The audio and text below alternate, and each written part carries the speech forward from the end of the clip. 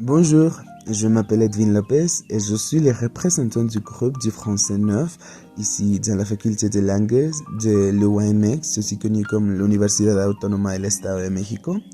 Pour commencer, je vais vous parler un peu de mes facultés. Nous sommes la faculté de langue dans laquelle se forment de futurs professeurs et traducteurs d'anglais ou de français. Ça dépendra de la ligne d'accentuation que chacun choisit. La faculté est un endroit merveilleux et il est toujours plein de vie, même si c'est l'un des plus petites facultés, encore a une bonne ambiance et vécu, et tous les élèves vivent bien ensemble, aussi autant que les enseignants. Et en plus d'étudier le français et l'anglais, nous avons également perfectionné la langue espagnole avec divers aspects linguistiques tels que la morphosyntaxe ou la phonétique et la phonologie. Nous avons diverses matières comme l'interprétation, le doublage et le sous-titrage ou l'enseignement de l'espagnol pour les étrangers qui a vraiment nourri nos études. La faculté est située à Toluca, c'est en l'Estado de México. En fait, ce n'est pas un endroit connu pour ses attractions touristiques, mais il y a encore beaucoup d'endroits à visiter. L'un d'eux attire beaucoup l'attention, c'est le Nevado de Toluca, qui est aussi connu comme le Chinantecatl, étant son vrai nom. C'est Nevado et c'est un volcan inactif, actuellement inactif, on pourrait dire qu'il est mort.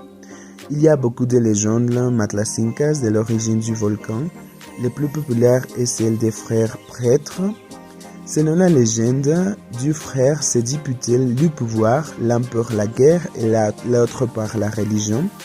Le plus âgé était celui qui commençait les combats et les guerres, tandis que le plus jeune tentait de calmer son frère par la religion. Les deux, lassés des guerres et des offrandes humaines du frère aîné, décidèrent de le calmer, mais sans le savoir, le frère cadet s'interposa entre les deux et son frère, et les deux tuèrent le frère cadet. Pour son souvenir, les deux enterrèrent au milieu de la forêt et forment la colline de Jocotitlan ou le volcan Xocotepetl.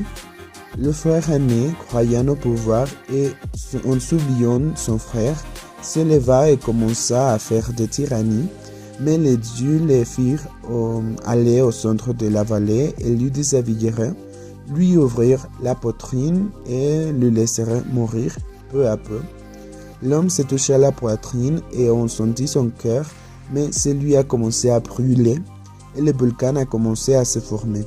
Repenti, il demanda pardon aux dieux et leur dit qu'il mourrait mieux et partagerait le royaume avec son frère mort. Les dieux couvrent son cœur et le volcan mourut.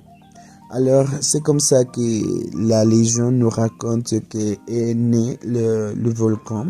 Mais actuellement, comme je vous ai dit, et dans le passé, comme le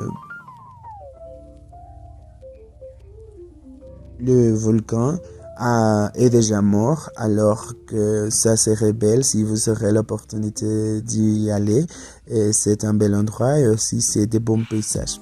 Donc, merci pour votre attention.